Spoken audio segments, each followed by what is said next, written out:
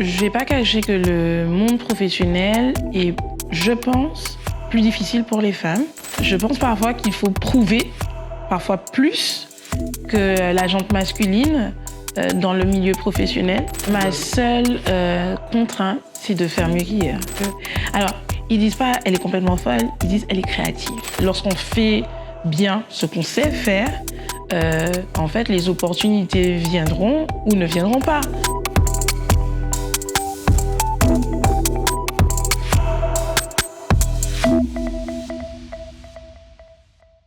Salut à tous, bienvenue dans les belles rencontres de Cédric Centime avec une nouvelle aventure.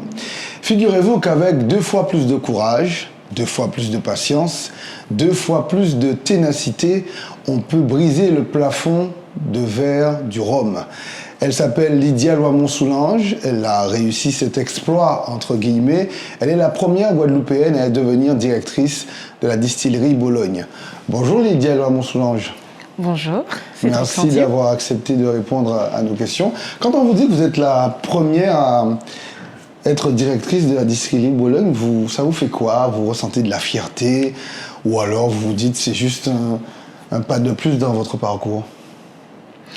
En fait, je pense que je ne suis pas la première directrice de la distillerie Bologne, pour commencer. Mais en Guadeloupéenne?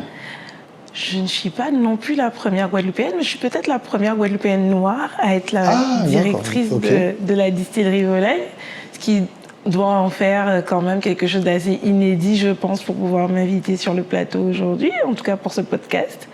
Mais je ne suis pas la première femme directrice de la distillerie, puisque une Sargenton Calard, un membre de la famille propriétaire de la distillerie, a été déjà directrice de l'établissement. D'accord, ok, ça c'est pour la précision. Donc vous êtes la première Guadeloupéenne noire à atteindre ce... Donc, est-ce que vous en êtes fière? Vous l'accueillez comment quand vous entendez ça? J'ai tendance à ne pas coloriser ma réussite ou ma carrière professionnelle. Je fais partie d'une entreprise qui ne donne pas de couleur ou de sexe à la compétence. Et ça, par contre, je peux être fière de participer à cette aventure-là. Très bien. Et comment on fait pour arriver là où vous êtes? On passe par quelles étapes? Alors, je dirais pas qu'il y a un parcours, je dirais qu'il y a des parcours, autant de parcours que de personnes. Me concernant, je suis arrivée, je dirais par hasard, dans le milieu du rhum et dans cet établissement-là. Je voulais simplement revenir travailler en Guadeloupe, après avoir travaillé dans l'Hexagone. Et c'est avéré que par une rencontre, je suis arrivée à ce poste-là avec une chasseuse de tête qui a découvert mon parcours et qui m'a dépêchée. D'accord, donc c'est par le biais j'ai envie de dire, vous demandez, vous cherchez des choses, mais vous n'avez pas d'idée claire en fait. L'idée, elle est très claire. 10 ans après mon départ, je voulais rentrer. En fait. Pas Bologne. D'accord. Et vous aviez, alors si l'idée est claire, vous visualisiez quoi? Je visualisais le fait de mettre au service de mon île ce que j'avais appris. Donc, j'avais pas d'idée très précise sur le domaine, sur la typologie d'entreprise. D'ailleurs, je pensais à coup sûr que j'allais travailler à Jarry, comme tous. Hein, je suis de Bémao et du coup, je me suis dit, si je vais travailler en Guadeloupe, ce serait très probablement à Jarry, pas forcément à Basse-Terre, pas forcément dans le Rhum, pas forcément à Bologne. Et on vous propose distillerie Bologne. La première réaction, c'est quoi? Je vais y rester 1 an, je vais voir ce que ça donne. Et puis après... on est parti que pour 1 an. Ok, on va voir ce que ça donne. Et après, je suis curieuse en fait, en réalité, en arrivant dans cette aventure-là. Ok. Et c'est pas quelqu'un qui vous emballe plus que ça à la base? On va dire que je suis assez neutre. Je suis sur une découverte et je pars quand même sans a priori.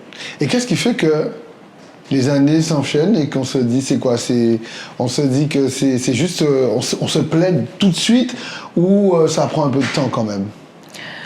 J'ai apprécié vraiment la première mission qui m'a été confiée, puisque j'ai travaillé d'abord sur un poste de chef de produit. J'étais déjà chef de produit avant d'arriver à la distillerie Bologne et je continuais naturellement mon parcours.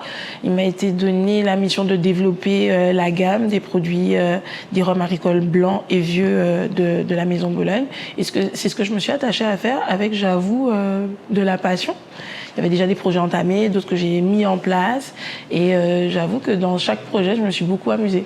Et quand vous regardez le parcours aujourd'hui, même si vous ne vouliez pas qu'on sacralise votre nouveau titre, quand vous regardez le parcours aujourd'hui, vous vous dites quoi? Est-ce qu'au début, bon, c'était pour un an, bon, mais vous arrivez, vous vous y plaisez, est-ce que quand vous revenez en arrière, vous vous disiez qu'il y avait moyen, vous voyez cette réussite? Parce que c'est une réussite quand même. Ça l'est, j'en suis bien consciente. Maintenant, non, c'était pas prévu comme ça, en fait. À aucun moment, ça n'a été écrit. Je pense que c'est une succession d'événements qui ont conduit à cela. Ouais. Et encore une fois, je pense que le hasard a eu quand même joué un rôle dans cette réussite-là. Vous croyez au hasard? Au hasard, juxtaposé à évidemment d'accord. du travail, de l'énergie, de l'investissement. Ça fait beaucoup plus de choses que le hasard. Quoi. Oui, Voilà, mais je pense qu'à aucun moment on s'est dit que sur une fonction comme cela, ça allait être recruté en interne. Je pense que les 3 derniers ou les 4 derniers recrutements qui ont été faits sur des profils ultra expérimentés, d'hommes qui ont été recrutés en métropole.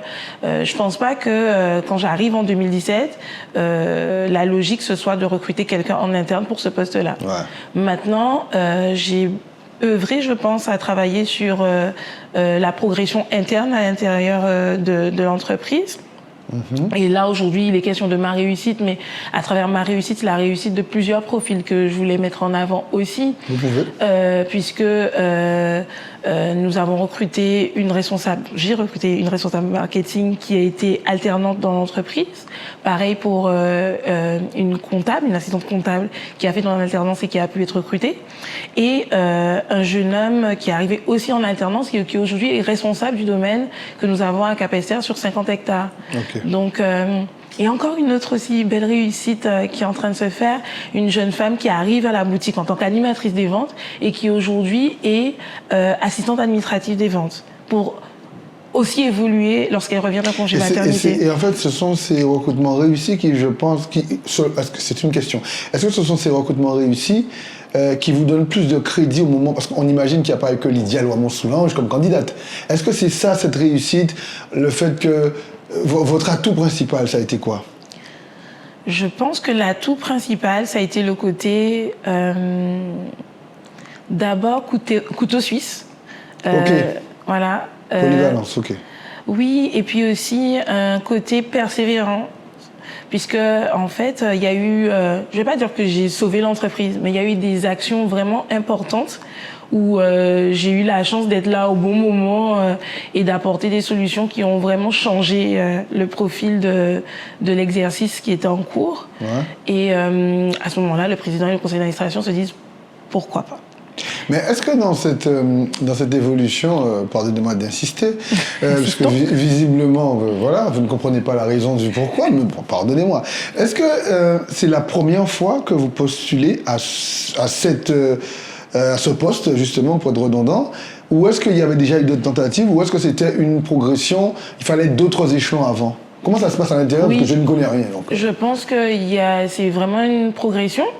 Il y a eu d'abord le poste de chef de produit dont on parlait tout à l'heure. J'ai eu aussi l'opportunité d'occuper le poste de responsable commercial et marketing. Et j'ai eu aussi, il y a 2 ans, la possibilité d'avoir une bidirection à Bologne où avec un collaborateur, il y a eu la direction générale où le poste était vacant. Okay. Et on a fait une bidirection pendant 2 ans. Et au bout de cette bidirection, on est revenu sur une direction générale classique. Okay. Donc en fait, oui, c'est une question de faire ses preuves, d'avoir des solutions. Je vais citer un exemple parce que comme ça va vous fixer le cadre. On a eu les grèves qui ont paralysé la Guadeloupe pendant... 2021, ça? Oui, 2021, pendant un bon mois et demi. Et la distillerie Bologne répond à un contingent. Il faut impérativement que le contingent c'est une fiscalité améliorée pour exporter les produits en hexagone avec une fiscalité améliorée. Et à ce moment-là, on est décembre et il nous manque une dizaine de conteneurs à expédier et on peut perdre le contingent. Si on perd le contingent, ça rentre dans un calcul où on ne va pas retrouver facilement ce contingent-là. Et le contingent, c'est ce qu'il ne faut pas rater, en fait, dans son aide. On est à ce moment-là où nos produits sont à Basse-Terre et il faut les amener au port pour tenter. Mais tout est bloqué en Guadeloupe. Et tout est bloqué en Guadeloupe. Et là, à ce moment-là, ça fait partie des choses où je me dis, on ne peut pas avoir qu'une seule solution ou accepter la fatalité. Et à ce moment-là, je dis, OK, on va emmener nos produits au port de Pointe-à-Pitre et ça va bien se passer. Et là, à ce moment-là, tout le monde me regarde en me disant, mais elle est complètement folle. D'ailleurs, mon équipe me regarde souvent en me disant que... Alors, ils disent pas, elle est complètement folle, ils disent, elle est créative. Ah, d'accord. C'est vrai que c'est plus résumé. J'y penserai. Voilà. Je les en remercie. Mais à ce moment-là, on dit, OK, on va trouver les solutions. Donc, il y a plusieurs solutions qui sont sur la table. Et à un moment, je dis, OK, on va appeler l'armée, on va mettre ça sur un bateau, on va expédier nos produits par la mer. Il suffit d'être à Basse-Terre et d'arriver à Pointe-à-Pitre. C'est le type de solution, en fait, où au quotidien, on a plusieurs challenges et je suis la personne qui aime les défis. Ça a marché, ça, là?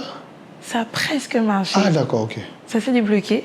Mais c'est vrai que à un moment donné, je passe des coups de fil et puis tout le monde se met en branle dans cet objectif de faire arriver les Rhum-Bologne au port, la préfecture, l'armée, etc., etc. Et je pense qu'à ce moment-là, il y a quand même une image d'une femme qui n'a pas peur de grand-chose et qui sait trouver des solutions là où on a des problèmes. Et c'est vrai qu'il y a quelques gros sujets comme ça où on est sur des temps compliqués et j'arrive à twister les choses. Je m'accompagne de personnes aussi de talent. Non, mais juste ça. Mais le talent. Oui, le hasard. Le talent. Le hasard et le talent. Ah, parce qu'il faut être au bon timing. Ah, il faut être au bon timing. Mais c'est un hasard, c'est un nouveau timing, finalement. Voilà, mais je faisais pas ça pour occuper le poste de la direction générale, en réalité. Vraiment. Vraiment, on avait un directeur général à ce moment-là. En fait, mon action était complémentaire de son action. OK. Et il est advenu qu'il a quitté le département, il a quitté la Guadeloupe, et le poste était vacant. Voilà. Et à côté de ça, j'ai demandé aussi à faire une formation dans le but d'améliorer mon employabilité, probablement pour quitter l'entreprise, parce que j'étais persuadée en fait que c'était le parcours qui se destinait à moi, puisque je me disais dans l'entreprise, il y a mon poste, je fais partie de l'équipe encadrante, je fais partie du CODIR déjà, Vous avez le fameux plafond dont je parlais. What else? C'est pas un plafond que j'ai imaginé, mais je me suis dit, on est dans une PME, j'ai 30 ans. Je suis une femme. Je suis une femme. Qu'est-ce qui s'offre à moi? Je vais améliorer mon employabilité. Et j'ai effectué une formation, manager dirigeant à l'ESCP, qui est une très bonne école de commerce, qui fait partie du top 5 des écoles de commerce. Et miracle, le financement vient de l'entreprise en très grande partie. Ça me surprend. Okay. Et là, je fonce dans ce parcours-là en me disant, voilà, je vais augmenter mon employabilité. Probablement que des opportunités vont se présenter à moi et je vais voir ce qui se présente. Et toutes les missions, en fait, qui vont se présenter à moi, je vais les prendre avec beaucoup de plaisir, en fait, surtout du plaisir. Et l'objectif de faire mieux. OK. De faire bien, finalement. Tout simplement.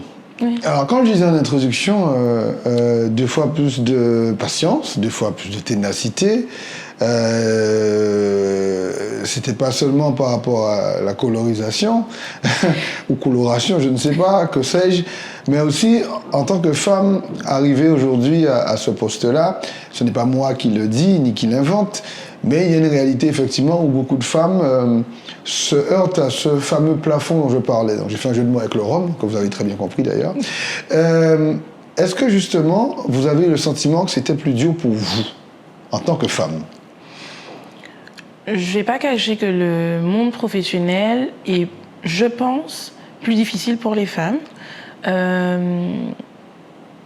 Par rapport à, je pense, un contexte, une histoire, qui se dit, un employeur va se dire, OK, une femme va potentiellement être maman. Ça va nécessiter un ajustement au niveau des équipes au moment où il va y avoir une situation de maternité. Comment je vais éviter ça? ben, je vais prendre un bonhomme, ça va être plus facile. Ok. Je pense parfois qu'il faut prouver, parfois plus que la jante masculine dans le milieu professionnel. Mais c'est quelque chose où je n'ai pas spécialement été confrontée directement à ça. En tout cas, on ne me l'a pas dit. Vous parlez dans le monde du travail, mais pas dans votre entreprise directement. Ok. Quoique. Ah bah c'est vous qui me le dites. Hein. Quoique.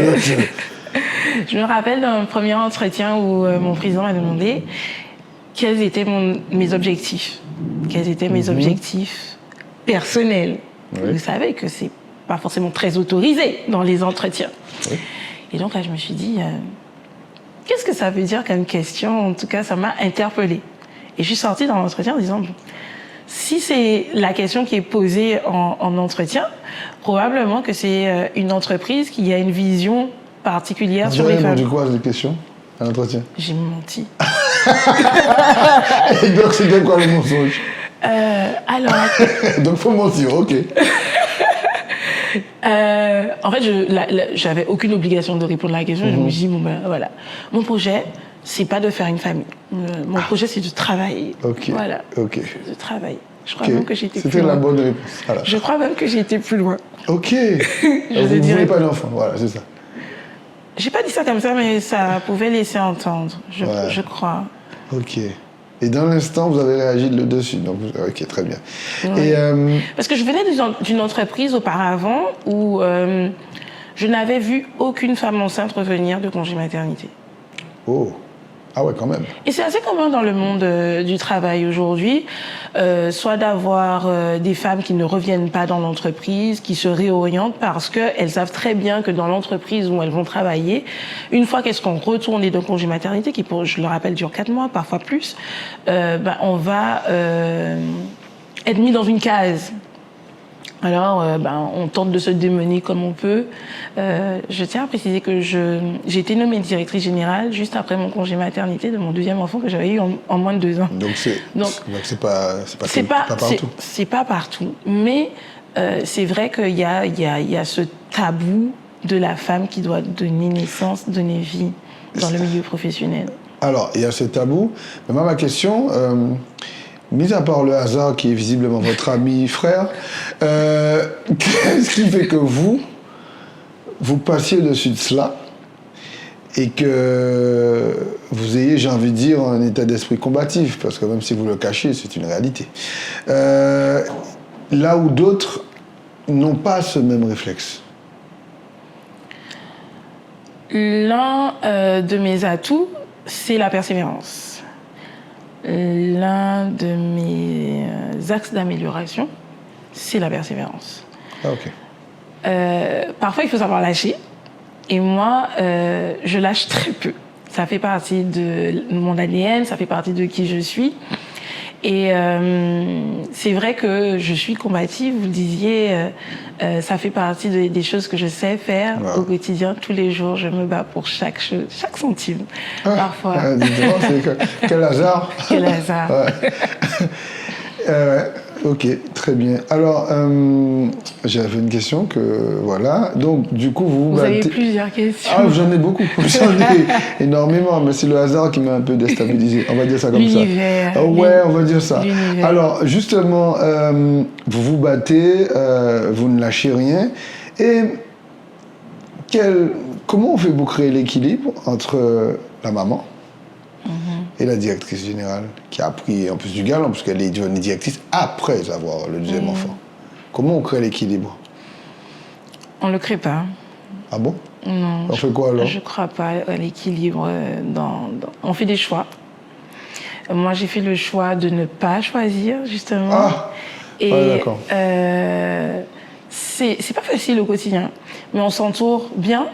J'ai la chance d'avoir un compagnon de vie, mon époux, qui me suit vraiment dans mon aventure professionnelle et dans mon aventure de maman. Et ça rend les choses beaucoup plus faciles.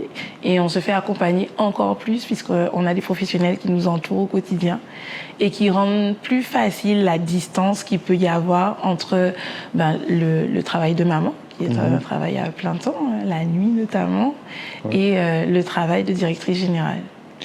Mais Vous avez quand même des, j'ai envie de dire, en tant que maman, on a quand même des choses auxquelles les hommes ne sont pas soumis. Montée d'hormones, chute d'hormones, tout ça, on doit gérer des équipes. Comment on gère ça? Même si on choisit de ne pas choisir, il y a des impondérables, il y a des choses contre quoi on ne peut pas faire comme si ça n'existait pas. C'est un fait. Comment on le fait tout en sachant que ça peut être très violent chez certaines femmes et que vous devez quand même garder la posture d'une directrice? Alors, me concernant, je ne parle pas pour toutes les femmes. Non, c'est à vous que je demande la question. Je me fixe comme objectif, en fait, de me réveiller toujours avec la même humeur. Je regarde, par exemple, je regarde très peu la météo, sauf dans le cadre de la profession, parce que la météo peut influer sur le mental ou l'énergie qu'il y a dans le cadre de la journée. Je n'ouvre pas la fenêtre. Vous n'ouvrez pas la fenêtre? Je n'ouvre pas la fenêtre avant un certain nombre de temps. Je me mets avant un certain nombre. J'ai déjà entendu qu'on n'écoute pas les infos, mais j'ai jamais. Et je n'écoute pas les infos. Oui, surtout. ça, je m'y Surtout. attendais. Oui, mais je m'y attendais. Mais je n'ouvre pas la fenêtre. Oui. Je mets ma bulle. Et ma bulle, elle est avec moi, ou mes enfants, ou mon mari. Donc la maison, elle est fermée. Il fait noir dans la maison. Il fait pas noir. Vous allumez la lumière? J'allume la lumière. Très peu, d'ailleurs. Ah, ok. Très peu. Et en fait, la journée, elle sera la journée. Et j'ai tendance à dire souvent, ça va être une belle journée. Ok. Et quand j'ouvre la fenêtre, au bout d'un moment, évidemment, qu'il pleuve ou qu'il fasse soleil, ce sera une belle journée. Et puis je dis à tout le monde, ça va aller. Quoi qu'il arrive, ça ira. Ça va aller. Alors, il y a des situations qui sont plus ou moins difficiles en fonction des journées. Il y a des actions à poser, il y a des équipes à diriger ou peut-être accompagner. Mais ça va aller. Okay. Ça va aller. Donc, c'est vrai que on parle du postpartum, il est réel. On parle du cycle hormonal des femmes, c'est réel. Mais par contre, je me dis, OK, l'objectif, c'est quoi aujourd'hui? Qu'est-ce qu'il faut que je fasse aujourd'hui? Et il faut le faire. Et est-ce que, j'ai retrouvé la question que j'allais vous poser, est-ce que, quelque part, le fait d'avoir eu 2 fois plus de difficultés, peut-être que les autres, ça ne renforce pas le mérite que vous avez? Je pose la question parce qu'effectivement, il arrive parfois qu'on ait... le constat, il est clair et on n'en doute absolument pas dans les belles rencontres de Cédric Santim, c'est une réalité. Mais on constate aussi qu'on s'arrête juste au constat pour certaines. Et il y a d'autres, comme vous que je rencontre, comme Anne-Gaëlle Lubineau que j'ai rencontré, comme Gladys Francis que j'ai rencontré, des femmes, j'ai envie de dire... extraordinaires qui sont comme toutes les femmes, sauf qu'elles ne s'arrêtent pas à ce constat-là. Voilà, moi je me demande, mais qu'est-ce qu'elles ont en plus? Alors vous me dites la persévérance. Je me dis, qu'est-ce qui fait qu'une Lydia Lormont-Soulanges soit persévérante, là où peut-être une autre se dira effectivement, c'est comme ça, mais écoute, voilà. Qu'est-ce qui fait que vous ayez... C'est de la rage, c'est l'envie de montrer que vous n'y arrivez pas du tout. Du tout pas. C'est juste comme ça. Ma seule contrainte, c'est de faire mieux qu'hier. Ok. C'est tout. Tout simplement. Le reste... c'est pas aller, mais mon objectif, c'est de me montrer à moi-même que je suis capable de faire des choses. Est-ce que vous doutez? Et pas avec un objectif précis, en fait. L'objectif précis, lorsque je suis arrivée à l'ICI, c'était pas de devenir directrice générale. C'était d'être dans un emploi qui me plaisait et découvrir, être chez moi, travailler au service de mon île. Je pense que c'est ce que j'ai fait. D'accord. Et c'est juste ça, en fait. Est-ce que vous doutez? Oui. Est-ce que vous doutez? Est-ce que le doute tous les jours. Est-ce qu'il est hyperbolique chez vous? Non, pas vraiment. Mais je doute, clairement. Mais quand je doute, je me dis, OK, de quoi tu doutes et qu'est-ce qu'il te faut pour douter moins? Vous doutez quoi? Dans le travail ou d'une manière générale? Parce que il y a aussi le fait que, ça c'est humain, c'est pas spécialement que ce soit les hommes ou les femmes, vous arrivez à ce poste à responsabilité, qui est le plus haut que vous ayez dans cette boîte pour l'instant. Est-ce que vous dites quand même, oui, quand même, voilà, je suis directrice générale, ou anyway, non, on y va? Est-ce que vous avez ce doute en vous disant ok, est-ce que voilà? Pas du tout. Non. Ouais, je vous parle chinois, limite bon. Ouais. Non. En fait, c'est vrai que j'ai eu un certain nombre de sollicitations inattendues, je vous le disais aussi, suite à ma nomination. Mais je me dis... Et c'est un hasard, hein, les sollicitations. Ça. Non, les sollicitations. Ouais. Je pense que on est dans une société où on est à la recherche de représentation. Il y a très peu de femmes qui sont représentées sur des fonctions importantes dans les sociétés guadeloupéennes, dans la société d'une manière générale. Et donc, lorsqu'on a réfléchi à faire ce communiqué de presse avec ma responsable marketing, c'est de se dire, ok, bon, je n'aime pas du tout me mettre en avant ou parler de moi. Et pourquoi? Mais parce qu'il y a tellement d'autres femmes dont on mérite de parler. Mais si toutes les femmes, tellement d'autres femmes, si toutes elles disent pareil comme vous, on fait comment?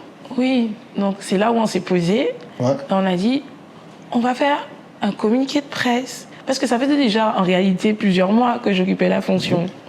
Mais parce que ça m'engageait à plusieurs titres, et j'en étais quand même consciente. J'ai accepté de me prêter au jeu en me disant c'est juste un communiqué de presse, ça va passer vite. Et en fait, ça passe moins vite que ce qu'on avait envisagé. Mais je l'ai fait parce que je me suis dit, ok, je veux dire à au moins une femme, si ça touche au moins une femme, au moins si ça touche au moins un Guadeloupéen, au moins si ça touche un jeune, de se dire qu'il n'y a pas de limite en fait. Lorsqu'on fait bien ce qu'on sait faire, en fait, les opportunités viendront ou ne viendront pas. Mais en tout cas, on saura que ça existe dans le monde du travail, dans le monde du rhum. Voilà, je travaille aussi avec d'autres femmes. Et aujourd'hui, est-ce que vous comprenez un peu mieux les sollicitations ou c'est toujours le flou chez vous? Non, je pose la question. J'essaye. Ah, vous n'arrivez toujours pas à comprendre? J'essaye. D'accord. Donc c'est un refus, là. Ça répond au fait que... ce que je me dis, c'est que le mot qui m'a été proposé par le hasard ou l'univers, c'est l'ancrage. Donc, c'est l'ancrage à plusieurs titres, donc de rester extrêmement ancré dans ce que je suis, dans ce que je représente.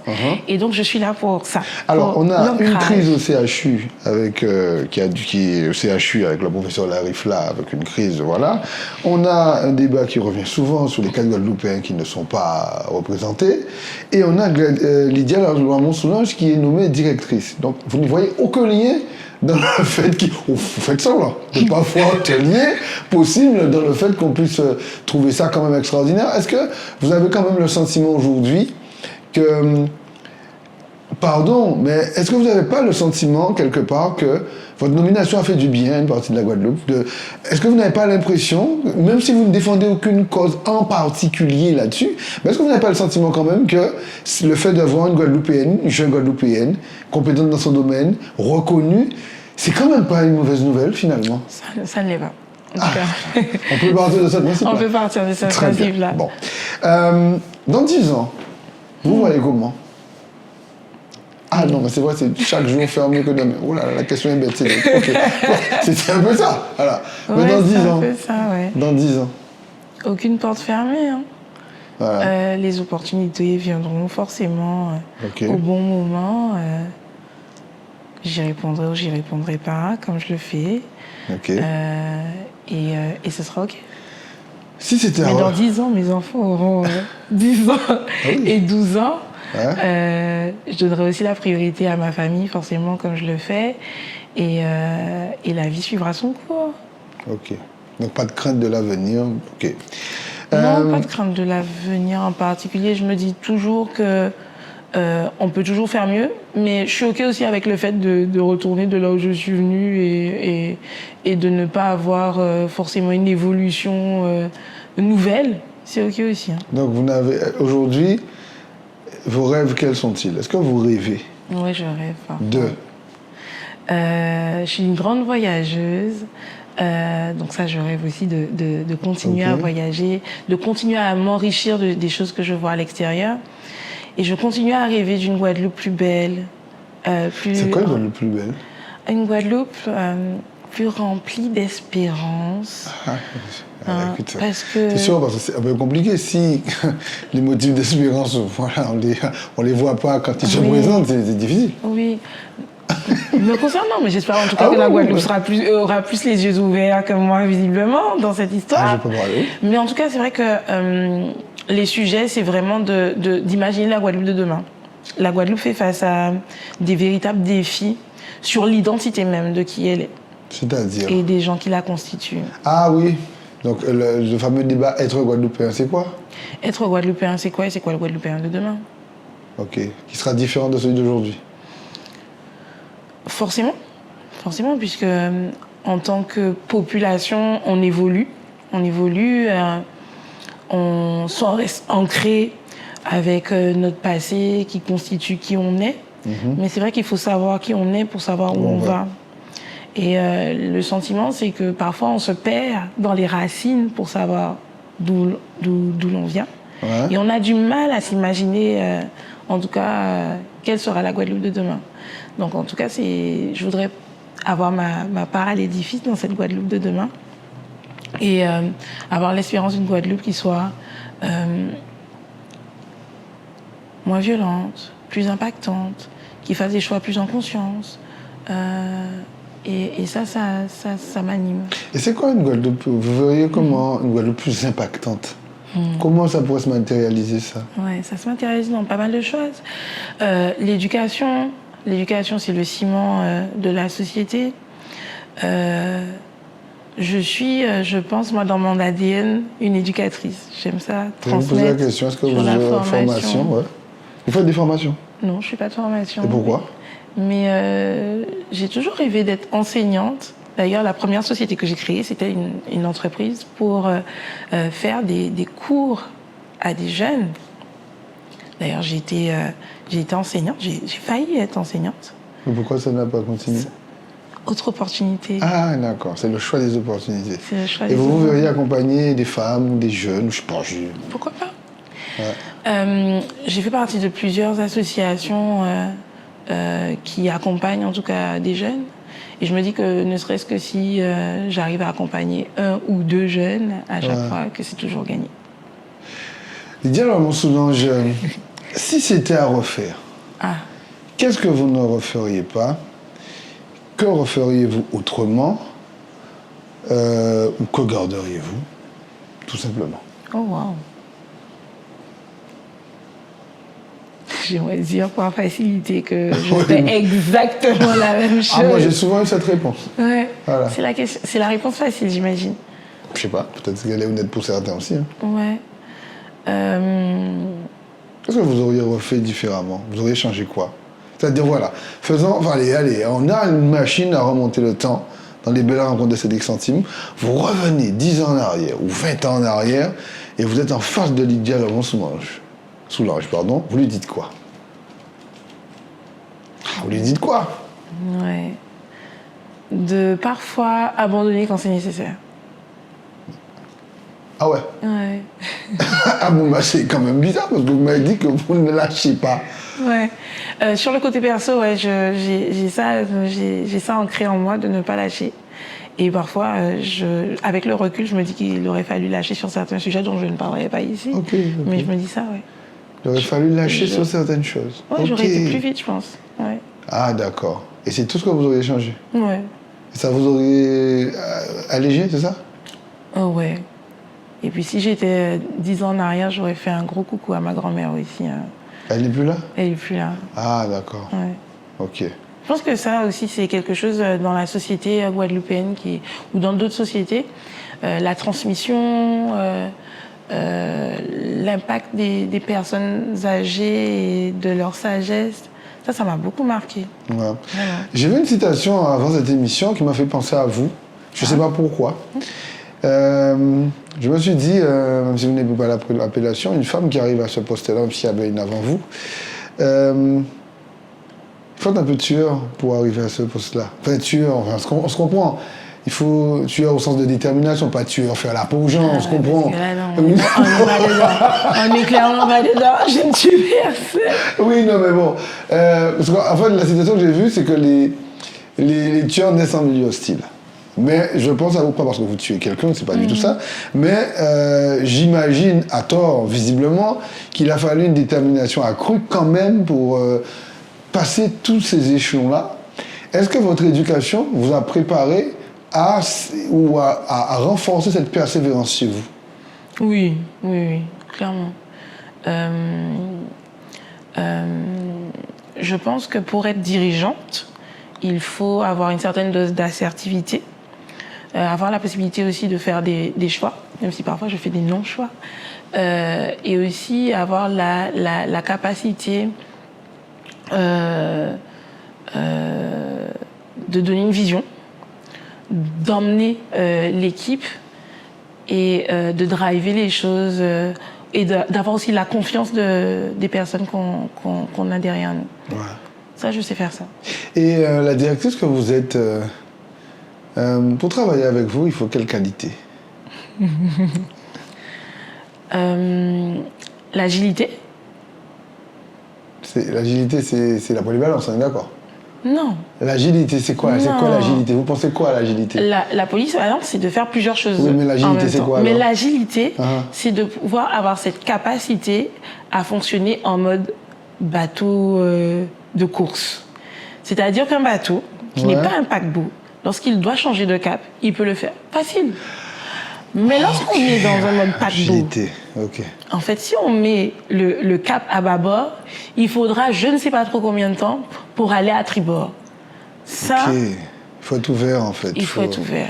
Il faut être ouvert, il faut accueillir les échanges, il faut avoir une certaine dose de créativité pour ne pas être dans un cadre, etc.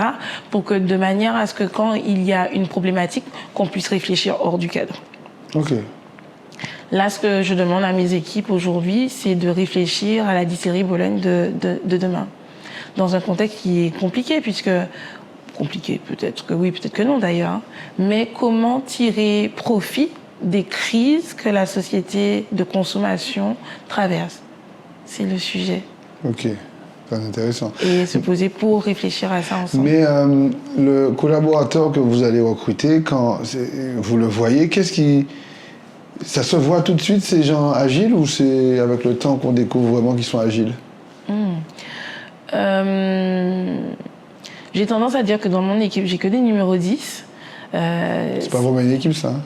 Parce qu'il faut, il faut un gardien, il faut mais c'est vrai, chose. Mais des numéros 10 dans le sens où ils vont trouver des solutions, ils sont orientés solutions. Voilà, il y a ça, il y a cet aspect-là qui est important. Et moi, dans un entretien et dans la sensibilité que je vais chercher chez un nouveau collaborateur qui est dans une phase d'entretien, c'est la passion. Parce que je sais que, au-delà de toute la technique, on sait apprendre, on sait former. Mais la passion, c'est des choses que si on sait détecter chez le futur collaborateur, j'ai l'impression que tout sera ouvert après. Parce que c'est des gens passionnés. Je suis une passionnée. Ouais. Et à défaut d'avoir de la passion, c'est d'avoir le souci du travail bien fait. Ok. Et ça, on voit tout ça dans un entretien? Ok, d'accord. On a des insights, on va dire. D'accord, j'imagine, vous avez des modus operandi, c'est sûr. Ouais, qu'est-ce que j'allais vous dire? Qu'est-ce qui, selon vous, bon, vous allez prêcher pour votre paroisse, mais je vais vous poser la question quand même, qu'est-ce qu'il y a chez Bologne qu'il n'y a pas chez les autres? Ne me dites pas Lydia Lamont-Soulanges, parce qu'on le sait. Mais qu'est-ce qu'il y a chez Bologne qu'il n'y a pas, selon vous, avec votre prisme à vous, qu'il n'y a pas chez les autres? Plusieurs choses. La première, c'est que c'est une entreprise qui a une histoire qui est assez incroyable. Le domaine a été créé il y a plus de 300 ans. Donc forcément, on passe par plusieurs étapes de l'histoire de la Guadeloupe. Et ça, on parlait d'ancrage, il y a un vrai ancrage historique. Ça passe de Joseph de Bologne, qui n'est autre que le chevalier Saint-Georges, à l'histoire de Jean-Antoine Lamine-Noël, premier libre de couleur qui a acheté le domaine, à l'histoire du temps moderne, l'aventure de l'agriculture biologique, etc. Il y a énormément de choses qui font partie de l'histoire du domaine, et on pourra en parler pendant des jours entiers. Ouais. Encore il y a quelques mois, on a fait des fouilles archéologiques et on a encore trouvé des phases du passé qu'on n'imaginait même pas qui remontent à avant l'histoire qu'on connaît aujourd'hui d'Iron Bolen. Incroyable. Donc l'ancrage, il est... L'ancrage, il est certain. Le côté aussi de faire partie d'un domaine économique qui est tentaculaire. On est sur une structure qui fait tant appel à l'agriculture, puisque la distillerie est propriétaire de ses propres cannes. Donc on a un volet agricole, on a un volet industriel, on a un volet patrimonial, j'en parlais avec l'histoire. On a vraiment une multitude d'angles et de prismes sur lesquels on pourrait s'adresser à l'entreprise, et ça en fait une entreprise où on ne peut pas s'ennuyer. Et ensuite, il y a une ouverture, je pense, dans la réflexion même et de l'organisation de l'entreprise. Le fait qu'aujourd'hui, on ait un CODIR qui soit essentiellement constitué de jeunes trentenaires, c'est quelque chose d'assez inédit, je pense, aujourd'hui en Guadeloupe, dans une société qui a la taille de Bologne aujourd'hui. Et ils ont la chance d'être des collaborateurs à qui on a donné quand même des ouvertures d'action qui sont assez larges. On fait confiance aux collaborateurs, on fait confiance à la jeunesse. Et c'est assez paradoxal parce qu'on est dans une entreprise avec une ancienneté moyenne de 35 ans. Donc on a des jeunes au CODIR de 35 ans en moyenne, 30 ans en moyenne, et une entreprise finalement avec des savoir-faire qui sont assez importants et assez anciens. Et cette coordination où on conjugue tradition et modernité en fait une entreprise qui est vraiment aussi intéressante de ce point-là. Ok. D'un point de vue personnel, est-ce que j'ai bien compris, vous croyez dans le hasard Est-ce que en quoi vous croyez vous êtes croyante en général? Ouais. Vous croyez en quoi? En Dieu, en l'univers, la source, puis qu'en sais-je? Vous croyez en quoi? En Dieu.